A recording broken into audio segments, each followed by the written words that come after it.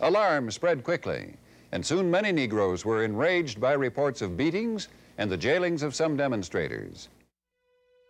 That was a fearful day because people were getting beat up and imprisoned, and we didn't know where people were, and there was shots fired and everything, you know.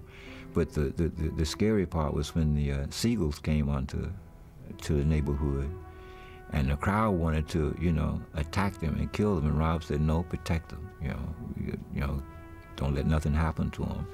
And that was the time I felt, you know, I was gonna have to fire on some of our own people because they were really angry. According to Mrs. Stegall, she and her husband drove to Monroe Sunday afternoon to visit her mother. They heard of the disturbances in town but weren't involved until they took a shortcut to their destination. Then on Winchester Street, passing through a Negro neighborhood, a crowd suddenly blocked their path. Mrs. Stegall tells what happened then in these words. Everybody had a gun of some kind. It was some of the awfulest-looking guns I've ever seen. And I remember one fellow that come pushing through like that with he had a sawed-off gun, a double-barrel thing. He said, let me kill him, just like that. When did Williams come on the scene? Well, after they had took us out of our car at gunpoint and marched us up the street to his house, and that was the first time I saw him in his yard. They were very, very angry, and I could see that they were very angry. So when I came down into the yard, Mrs. Stegall said to me, "Oh, we've been kidnapped." And so I said, "Well, lady, you're not kidnapped here. If you want to go, you're free to go whenever you are ready." I said, "But you got to go through this crowd." And she said, "Well, if you take us out of here, we'll be all right." I said, "No, I'm not going to take you out because I didn't bring you here, and I'm not going to take you away.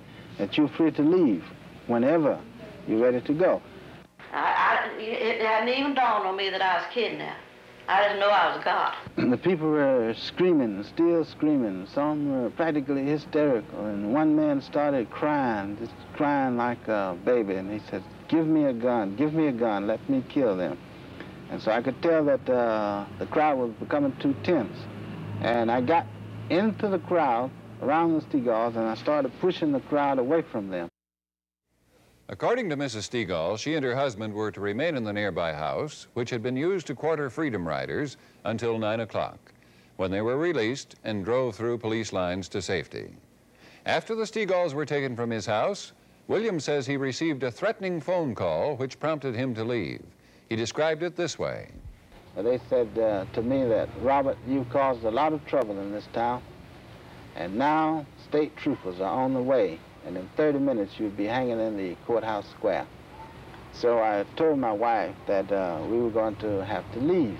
We just walked out the back door, and that was one of the most frightful things that I've ever done in my life. I had on the worst dress you could ever imagine because I had just washed my clothes the day before, or no, that day, and we had them hanging on the line. I left my clothes hanging on the line. Rob had a machine gun and I had his Luger, and the two boys were right there with us.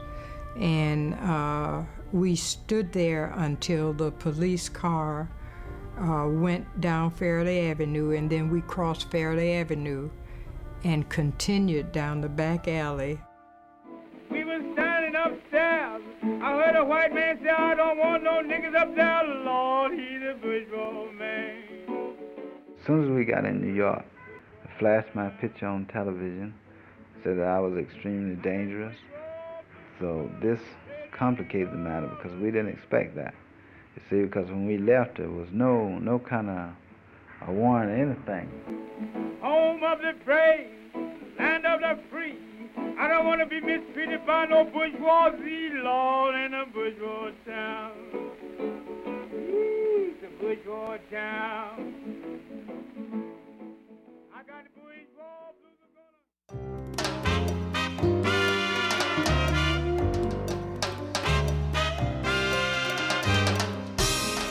I was given political asylum in Cuba, and I was there as an exile in Cuba, and I lived there as an exile.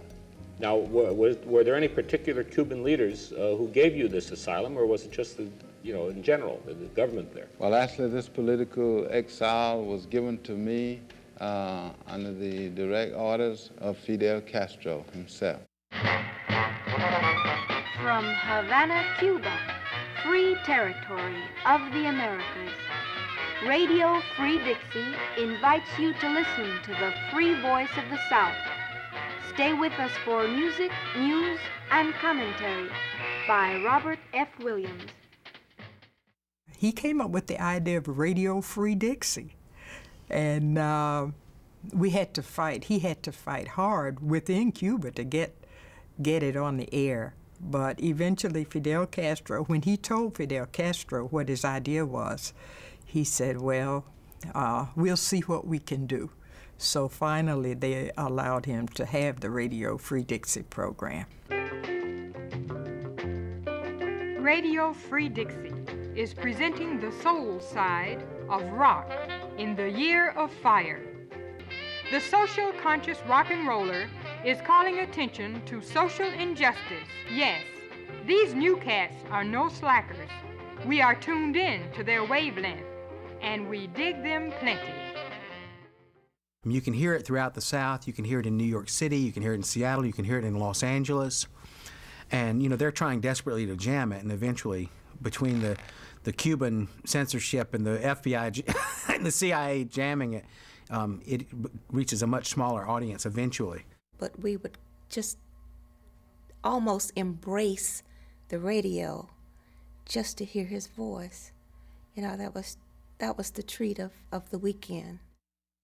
Radio Free Dixie is proud to present these seldom heard songs of brutal oppression and dehumanization that no American radio station dares broadcast.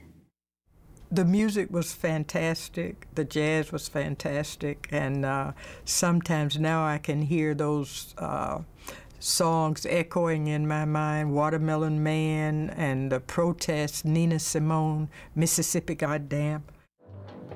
Alabama's got me so upset. Tennessee made me lose my rest, and everybody knows about Mississippi Goddamn. Robert F. Williams, Afro-American refugee from racial oppression in the USA, former official of the NAACP, author of the book Negroes with Guns. Presently, we must use whatever method in our possession. We must make use of the gas bomb, the lycan, the ice pick, the switchblade, the axe, the hatchet, the razor, the brick, and the bullet.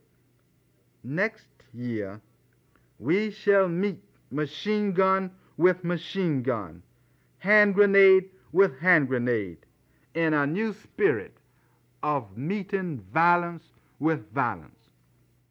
Now, did you ever feel that what you were doing was in any way act of treason or unpatriotism towards your country, towards the United States of America, or had you abandoned America? Did you feel you were now a Cuban, or what?